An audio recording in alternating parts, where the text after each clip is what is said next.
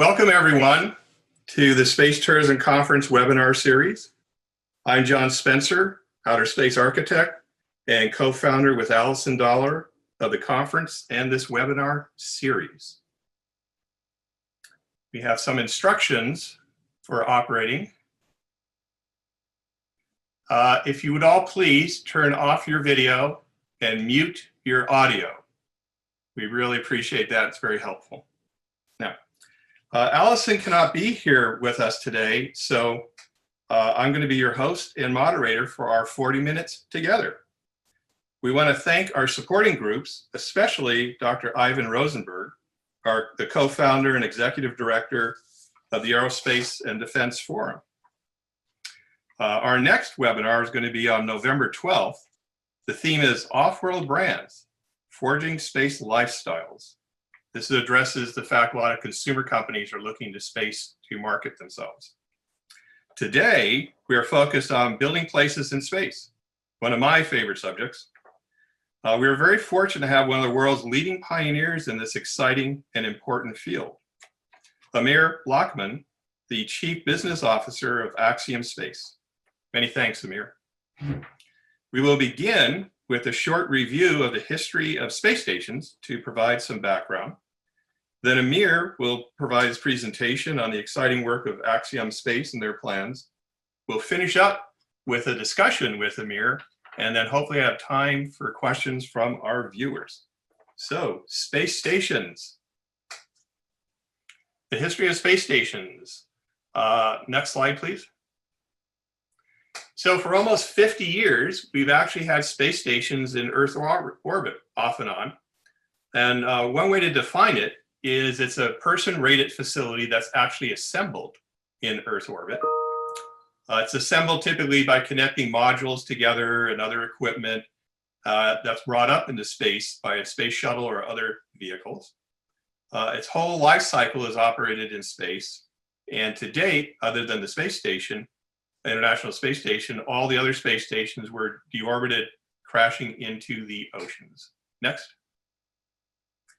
There's been 11 space stations over the 50 years, but these are the most prominent ones. Skylab, which launched in '73, the Mir space station, '86, the International Space Station became operational in 1998. They kept building it over a 10-year period, and it's operational in orbit.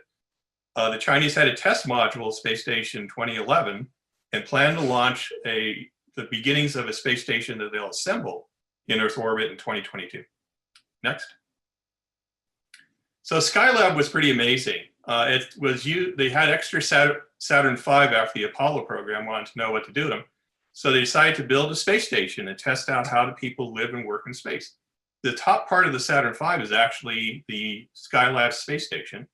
And the picture of it in orbit, you'll notice that the left solar panel's missing. It was actually damaged on launch, and the astronauts did these heroic spacewalks fixing it and getting it operational. They did 3 missions, 28 days, 56 days, and 84 days, almost 3 months in space. Next. It was one large volume because it was actually a fuel tank that they put all the equipment in.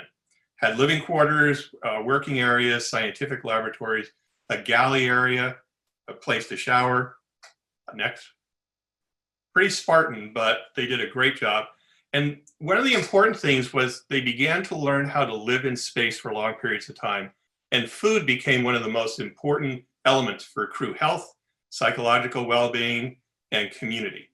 And you got to have ice cream in space. Next. Then the Mir was assembled in Earth orbit by the Russians. And the shuttle actually, and the Russians are good with names. It's called, Mir means peace in Russian. So next slide. What was extraordinary is the space shuttle was able to dock with Mir. So, and we had mixed crews, cosmonauts and astronauts working together. And this was a foundational thing for them learning how to work together, which transitioned into working together to build a much larger International Space Station. Also, just an excellent opportunity for international cooperation. Next. The International Space Station has 16 nations participating, with the US and Russia as the main partners. Just this year, it was nominated for the Nobel Peace Prize, which is extraordinary. If you want to help it out, just Google this and vote to have them do it. So it started with an American module docking with a Russian module. And over a 10-year period, the space station evolved with shuttle missions and Russian rockets over this period of time. And it's actually as wide and long as a football field. Next. So we can go next. And there it is in orbit as a completed facility. It's been operational since 1998. They hope to keep it up for another 4, 5, 6 years. It's an extraordinary engineering accomplishment and international cooperation. Next. Essentially, when you really come down to it, it's kind of a handmade project with the astronauts doing a huge amount of work with the robotic arm as well as going EVAs. And one of the cool things about it is the cupola, which allows the astronauts wonderful views of Earth, where people spend a lot of their recreational time. Next. And it's still kind of like camping in outer space, but the accommodations are better. Everyone has their own private sleep quarters. Again, dinner is a very important part of the whole day, social event, band practice most certainly, and running around the planet. So it takes 90 minutes to orbit the Earth with the space station. And the astronauts like doing their exercise, which they have to do hours a day, running 90 minutes so they can say they're, ran around the planet. It's a space station kind of thing. Next.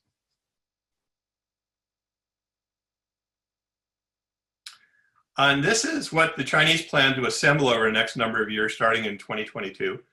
They're also in the cool names. Their first test modules were called Heavenly Place, and the next one's going to be Joining of the Heavens. So there are now 3 nations who have done space stations: the US, Russia together, and the Chinese. Next. And now Axiom Space. So we're very fortunate, like I said, to have Amir give us a presentation of what they're planning and what they're doing. And at Axiom, he serves as the Chief Business Officer and is responsible for the company's financial planning and fundraising, and he plays an integral role in sales and marketing. And not sure why Anastasia's picture is up there, but we need to go to Amir. Okay. So over to you, Amir. Hi, John. Good to see you. Thank you for having me on. And that was a great opener, especially for what we're going to talk about today, given that we couldn't do what we're doing at Axiom if it wasn't for the International Space Station program and what's been accomplished there. So I'm going to give a short overview, like you asked me to do, on what we're doing at Axiom. And then from there, happy to answer any questions you have and any questions our guests on the call have today. So I'm going to share this presentation with you, and just let me know if it doesn't come through entirely clearly, but it should be on your screens now. And so what you see on screen here is an image of the International Space Station, and connected to it, the first 3 modules of Axiom Station and the Earth Observatory that we're building. And much like the cupola that you pointed out, John, on ISS, this is an observatory that looks down over Earth. And to give you a sense of size, you can see an image of a person floating in there, a rendering. And this will hold up to about 7 people or so. And they can do Earth observations from there, just have their relaxation time, and do other scientific experiments in the cupola. As a business, this is what we do. Today, we send missions to the International Space Station. Our primary customer base are space agencies, and we're building the commercial space station that will replace ISS, which will be retired sometime between 2028 and 2030. And this is something that has really captured the hearts and minds of the world, and we've seen a lot of coverage about what we're doing. And so it's exciting for me to share it with you today a little bit. So I'll go first of all over the problem that we're addressing. Why did we set up as a company? What's the meaning behind this? So you already gave quite a bit of background on the International Space Station. I'll just add a few points. One is it's not that far away. So it's only 250 miles up, about 400 kilometers. Like you said, it spans the area of an American football field, and if you include the solar panels. It's got inside here, the pressurized volume where the astronauts live is about the same size as a 5 or 6 bedroom house. Its weight is equivalent of about 450 cars, and its main assembly happened between 1998 and 2011. The cost to build it was $100 billion, and one of the reasons it was so expensive to build ISS is because there were so many processes and materials and technologies that had to be created for the manufacture of the station. And so for us building the new station, we're building our station at about 1/30 that cost, because we don't have to go through all that research and development, and the processes and the tooling and the factories already exist. So the International Space Station has been continuously inhabited since November 2nd, 2000, typically by about 4 to 6 people. And if you think about that date, what it means is that every kid who is in high school today, for the entire span of their life, there's been somebody in space. So they've never taken a breath without somebody being in space, and they're the first generation for that. And so the ISS is owned by the International Space Station Partnership, which is made up of NASA, Roscosmos, JAXA, European Space Agency, and CSA, the Canadian Space Agency, all in all representing 16 countries, like you said. So the issue is today, it's very expensive to get to the International Space Station. It's very complicated. There's limited access. So if you come from a country that is not represented by the International Space Station Partnership, it's impossible for you to get access to the International Space Station for longer than a 10-day mission. So if you want to do a long duration mission right now, you can only do that through Axiom. And also the space station is going to be retired. So sometime between 2028 and 2030, ISS will be deorbited. It'll fall into Earth's atmosphere. 90-some% of it will vaporize, and the rest will fall into the ocean. And so what we're doing to solve for these issues is, first of all, we're building a more cost-effective and capable successor to, first of all, we're offering a broader access to the International Space Station today, so for countries and individuals outside the International Space Station Partnership. And at the same time, we're building this new space station that's going to make it more accessible to manufacturers and researchers and scientists.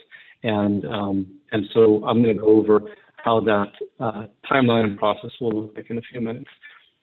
Our main customers, as I mentioned, first of all, are space agencies. After that, companies and institutes that want to do manufacturing and research on orbit, and then of course the ultra-high net worth individuals and the corporate sponsored astronauts. We are for the new killer apps on orbit. So pharmaceutical companies like Eli Lilly and Merck do research on orbit to understand metabolic processes, to do protein crystallography, and in that enabling the creation of better targeted medications that work at a higher efficacy at lower doses that allow for the reduction of side effects. And so the pharmaceutical industry does a lot of work in orbit. There's also the whole realm of fiber optics and related material sciences. So whether it's the blanks of fiber optics or the coatings or the manufacturing processes, fiber optic that's produced in space, because it's produced in microgravity where you don't have sedimentation, there's no convection, there's no buoyancy, so glass ends up hardening much more perfectly than it does on Earth. So the surface is smoother, and there's no signal loss because you don't have inclusions in the glass. So fiber optics can go transatlantic and connect major financial centers at 100 times the speed and without the need for repeaters along the way. So fewer opportunities for security breaches. And then, of course, there's the material side for integrated circuits, for alloys. So whether somebody wants to produce silicon carbide chips or new steel titanium alloys for fan blades, for jets, or for turbines, there are treatments that can be done in space on metals that can't be done on Earth, and that produces better product. We're also serving as the base camp for space exploration to the moon and to Mars.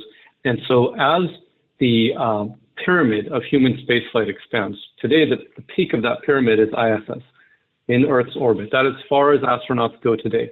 But as astronauts go to the moon and later on to Mars, that whole pyramid of space exploration grows. The pinnacle goes out, the triangle gets bigger, and the base layer of that triangle needs to grow. There's a greater need for training astronauts, for doing isolation studies, for maturing technologies that are mission critical, like environmental control and life support systems, guidance, navigation and control, communications. So low Earth orbit, where our station will be, is the safest and most cost-effective place to do that type of work. So we are essentially a waypoint for all those new missions that are going further afield. And then, of course, there's the private astronaut realm. And I'm going to show you a couple of slides that come from our presentations to private astronauts, starting with, if you can go anywhere, if you've got the means to do anything that you want in terms of adventure on Earth, where would you go? And part of the answer for some people is off Earth, is into orbit. And so I'll just read you a couple of sentences here from these next two slides.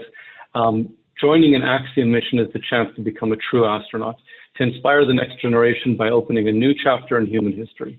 Our missions are authentic and purposeful. They take time and commitment because what the private astronauts are doing matters.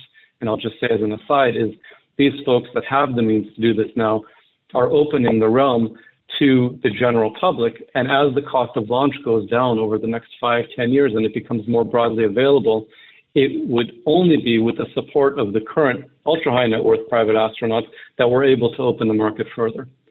So we call upon those private astronauts' fierce competitive zeal and dedication to secure the success of the missions while satisfying their own personal goals, whether that's promoting their own philanthropies or just having the adventure or leaving a legacy for the next generation.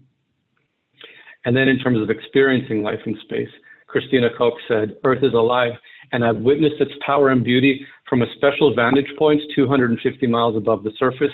From the space station, we see no borders, no boundaries. We're all part of one giant organism that breathes and adapts." And Guy Laliberté, a private astronaut and the founder of Cirque du Soleil, said, "When you hit space, it's an amazing, joyful moment. You see Earth like you've never seen it in your life, and then you see a full moon and Earth at the same time." And I screamed, "That's it, we're here." And there's this overview effect that astronauts feel when they look at Earth from above, that sense that this is one organism, that we're all in this together, that there's this thin, fragile atmosphere, and it leads people to want to increase their philanthropy, to look at global issues more. And that's something that we're hoping that these private astronauts can share with everybody on the planet. Then, of course, as part of the Axiom program for private astronauts, we provide a full 4 months of training at NASA facilities, at our facilities, alongside the professional astronauts that we train.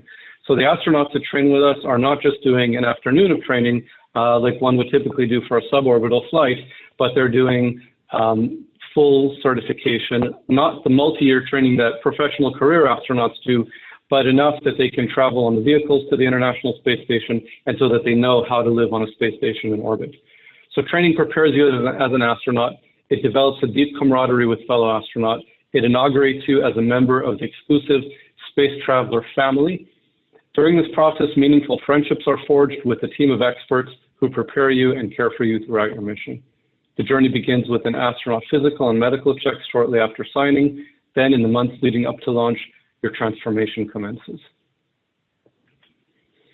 Axiom went through a 3.5-year process with Congress and with NASA for the privilege of connecting our new space station to the International Space Station while we're assembling it. So we're building the hulls of our space station in Torino, Italy. We're shipping them to Houston, where we'll outfit them with all the interior systems, and then we'll ship them to Florida for launch. And in 2024, the first 2 pieces that look like this module right here will launch to space. They'll connect to the International Space Station, and then over a period of 4 years until 2028, we'll build out the entire space station. And at that point, we'll separate and operate as an independent space station. And so that process looks like this. So here's the International Space Station.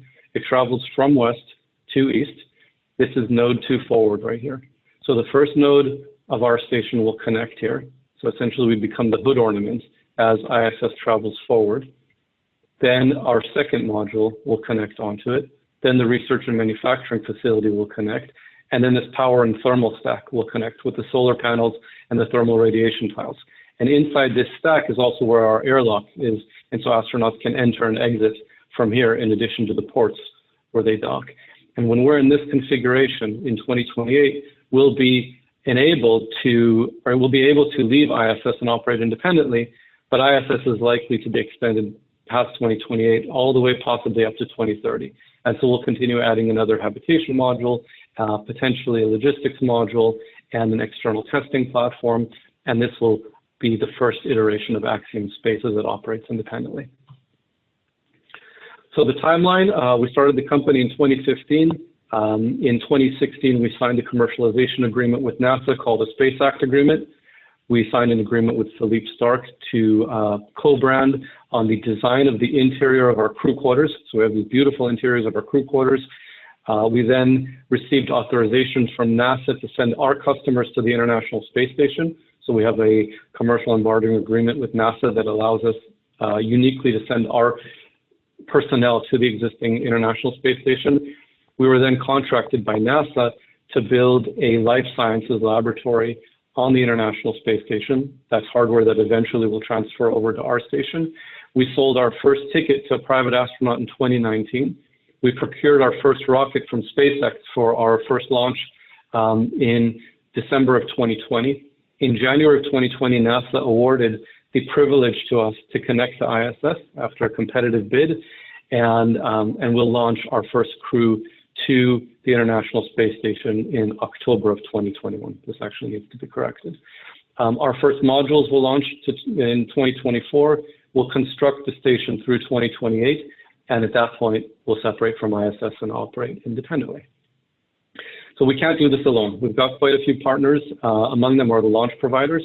And I just wanted to share with you a little bit of what is the difference between a suborbital and orbital flight. So Virgin Galactic and Blue Origin provide suborbital flights. These are parabolic flights that go up and come back down.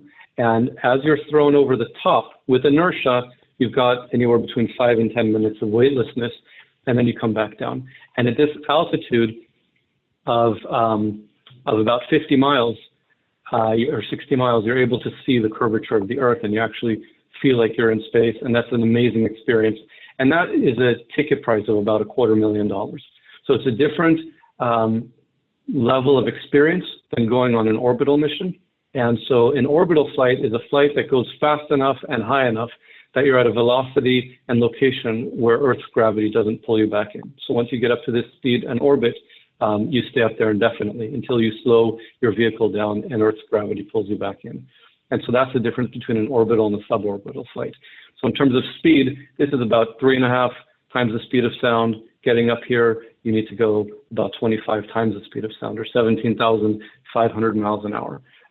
You get indefinite weightlessness up here, short duration weightlessness here, different altitude, and the cost per minute of weightlessness. This is something that's important to manufacturers, drops down precipitously when you go on a long duration mission. So even in our shortest mission, we're about an order of magnitude less expensive than suborbital flights. And in the end, there's a lot of research and manufacturing that just can't be done on a short duration mission. And then, of course, there's a difference in the level of training, whereas the suborbital flights don't require as much training to go to orbit. There really needs to be that more deep commitment for longer period of time. And it's not just anybody who could do this. So our company was started by Cam Ghaffarian and Mike Suffredini. Cam Ghaffarian is the founder of Stinger Ghaffarian Technologies, and that's a 2,500 person company that trained America's and other countries' astronauts for 20 years. And they did all sorts of other work for NASA, including a great deal of the personnel, providing the personnel that sit at Houston Mission Control. So Cam's personnel are outsourced to NASA as civil servants, and they've helped operate the International Space Station for 2 decades. Mike Suffredini was the International Space Station program manager for 10 years. So all the astronauts that went up for the last decade went up under his watch, and he kept them safe and productive. He oversaw construction of the station and its transition from a research platform, purely research platform, to one that also supports commercial users. And so the two of them started the station. They built out a world-class team, including the former head of NASA and the former ISS commander who do business development for us, our chief medical officer, was a medical director at NASA Johnson Space Center, and I won't take you through the whole team, but really this is just part of what is now a 70-person team, amazing people, each one of them in their own areas of expertise. And so we're just following on this pattern of commercialization of technology, moving from the government realm to the private sector. Most recently, you saw that with SpaceX, and now you're seeing it with us, with the space station realm. And NASA has told us very, very clearly that they're fully committed to having a commercial station, at least its first parts in orbit by 2025. So that's a gist of what Axiom is doing. I'm sure, John, you'll have some questions, and our audience as well. So I will stop my share at that point. Let's see, there we go.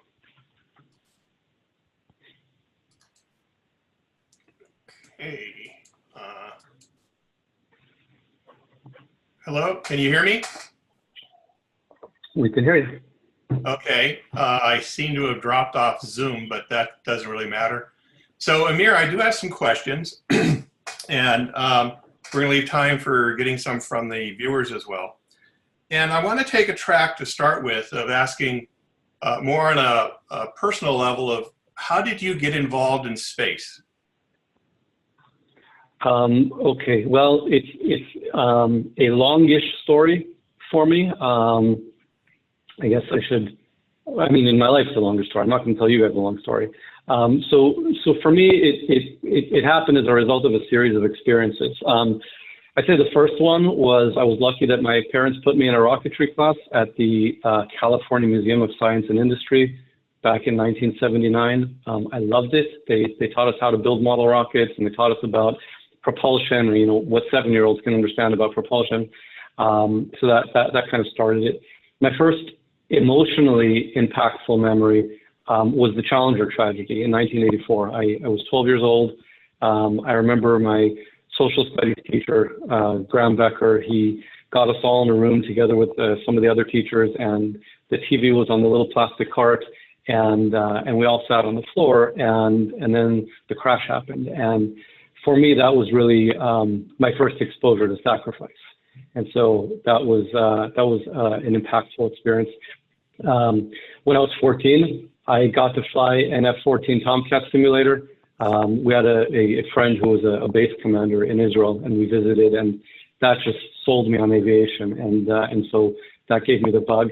When I was 21 to 24 years old, I came from the United States to Israel as a volunteer in the Air Force there, and I was exposed to some pretty incredible things in the aerospace world there, both from the operational side with fighters to the intelligence side, to seeing what we're able to see from satellites, what we're able to see from airplanes, and so that, you know, all of these are series of experiences that brought me to just fall in love with what this industry is. And I can tell you that when SpaceX landed on a barge for the first time, I was here at home with my wife, and we were watching it, and my mother-in-law saw the intensity of my reaction, and it was so strong that she started crying. So I'm very tied into this. In terms of work, in 2016, I was 3 years into space investing. So I acquired part of a space investment firm, and that firm to date has funded 38 different space companies. And in that role, I was constantly on the lookout for companies that really moved the needle, that benefited many people, and that was built of people whose heart is in the right place, and people who had major achievements under their belts, who I'd want to be associated with. So when Mike Safardini, who headed the IXS program, invited me to join his team, that was a dream. So I joined him and Cam as their first employee, and it's been a wild ride in the last 4 years. So I guess that's how I got involved with Axiom. Final note, I guess, on the personal side is I'm very excited about passing this on to the next generation. So I've spoken to students at UCLA's and USC's schools of engineering and business to try and share with them the opportunities for them in space, and to SEDS, which is a United Nations organization for young people that want to get involved in space. And my poor 5-year-old daughter can take a stuffed space shuttle right now and explain to you the difference between boosters main engines and reaction control thrusters. So it's a thing for us at home. So I guess, I would summarize all that by saying that for me, it's a vocation, coming from the Latin word vocare, or calling. It's part of me, it's in my genes, and it really is a dream job in that sense. Well, that's wonderful, and we're all benefiting from the fact that you have a balance between the financial world and the technology and the space community, because you have to bring those together to actually make deals and push things forward. And speaking of young people, what advice would you give to people who are about either high school or going into college who want to have a career in space, and not just in engineering, but in a wide range of fields? The first thing I'd say is whatever they're studying, do well in it. Get good grades, because that's a door opener. It doesn't matter what the field is. Every field of industry and science and art and design and architecture, I mean, there's something in any of those areas for space. There are headquarters on Earth that need to be built. There's software that needs to be written. There are spacecraft that need to be designed, people that need to be trained. So somebody can come into space really from any discipline. I'd say if people want to get really into the core of it, then go to the top schools of aerospace engineering, design, concentrate on the Purdue's and MIT's and Caltech's and Embry-Riddles of the world. And I would say also, as soon as possible, start to get involved in listening to folks at the various space organizations, whether it's the Space Foundation or SEDS that I mentioned. Those are great student supporting groups. Oh, and of course, read the news. I mean, there's a lot of great material out there. There's stuff on YouTube that's exciting from Scott Manley and Tim Dodd, the Everyday Astronaut. There are a lot of great journalists out there who really tell the story in an exciting way. Justin Blachman, Jeff Faust, Miriam Kramer. These are all people who if you just start reading what they write, it's engrossing. Exactly. And there's a very good group called the National Space Society, which has chapters around the country, which is a very good beginning organization to join, since it's very wide breadth and it's kind of an incubator for people who get into space as an introduction, then they can spin off into other more specific areas. But I always advise young people or new people, even mature people who have a second career, to join National Space Society to get that bigger picture. And their magazine, Ad Astra, is just excellent. It's quite good. Now, during your talk, you mentioned the overview effect. And could you elaborate a little bit more on that, on what you've learned from talking to many, many astronauts, and why do you think that that's such an important type of personal and even societal experience? Yeah, so the overview effect is essentially described as a cognitive shift. So people who go to space and they see Earth against the backdrop of the universe, and they see these sights like massive cloud formations and aurora and the Earth at night and signs of where civilization are versus the day where you can't even tell anybody lives on the planet. They look at this and there's a switch in how they look at the problems that we're dealing with on Earth, on the conflicts, the pettiness of politics, the pettiness of economics in some areas, and come back with a greater general tolerance, with a desire to help borders melt, to help countries work together. And this is the experience that we want to share with as many people as possible. And when people say, oh, well, only the very privileged are going up, and there's an upside to folks who have great means going up early, because these are people who have a great effect in their philanthropic selections. They have a voice because of the means that they have. And so when they go up, the ripple effect tends to be pretty broad. And so we're excited to share that with them. Of course, we can't wait for SpaceX's larger vehicles to go up and for seeing people go up in groups of dozens instead of just 2 to 4 people at a time. We're excited for the price of launch to drop and for that effect to be experienced by more and more people. Yeah, that's very, very well put. Thank you.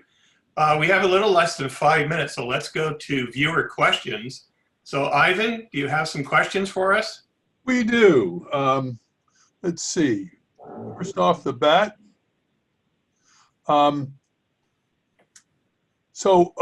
what's from Amir? What's your opinion on industrial design and transportation design field on this emerging industry? I think it's critical. Even if you look at I mean, one of the things that excites me is seeing the cross-pollination among the Elon Musk companies. So when you look at what's going on at SpaceX and Tesla and Solar City, there's so much design that goes on between those companies. And so those are automotive designers and engineers, aerospace designers and engineers, industrial designers and engineers. And so that whole field is playing roles in space that a lot of people are not even beginning to become aware of. There are companies like Relativity Space that are now doing large-scale 3D printing of rockets, but they've created this massive 3D printer called Stargate that also has uses in endless terrestrial applications, from building cars to buildings to generators, all sorts of big things like that. And at Axiom, in terms of industrial design, you know, it's fun. You can walk into our welding shop right now and see how the vertical mock-up facilities are being built by welders that are going on the designs of our aerospace engineers and industrial designers. Again, back to industrial design, we're building a new headquarters out, and that requires an understanding both of civil engineering, urban design, industrial design. So people are interested in that area. Like I said, there's just so much applicability. Okay, and another one, I'm sure you expected. How much is a ticket to the ISS, and where will the training take place? Yeah, so the tickets depend on mission duration. And so the missions extend from between 10 days and 180 days. And so the 10-day missions are $55 million per seat, and the 180-day missions are $145 million per seat. And as the cost of launch goes down, we'll pass those savings on to the user base. And I'm sorry, so you said what's the cost, and what was the other question? The question was, what's the cost of a ticket to the ISS? Where is the training? Where will the training? Oh, where will the training? I'm sorry. Yeah, where will the training? Oh, okay. Yeah, so the training program is 15 weeks long. It primarily takes place in Houston at our facility. Some of the training, a few weeks of training happens in Hawthorne and Los Angeles at SpaceX's facility for familiarization on the Crew Dragon, if that's the vehicle that the particular astronaut is flying in. There's some familiarization training that will go on in Cologne, Germany, for familiarization with the European portions of the ISS, and about 10 days of training in Russia for familiarization with the Russian segment of ISS. I had a question. So you got permission to use a port on the ISS. I assumed that when they built the ISS, that port was planned for something else. So if you're going to be permanently attached to it, does that exclude something? It does not. In fact, quite the opposite. So ISS has the port that we're specifically connecting to is a port that is currently set up for docking. So it's got what's called a pressurized mating adapter on it. That pressurized mating adapter is connected to a berthing port. So here's node 2 forward, the berthing port that has a mating adapter on it.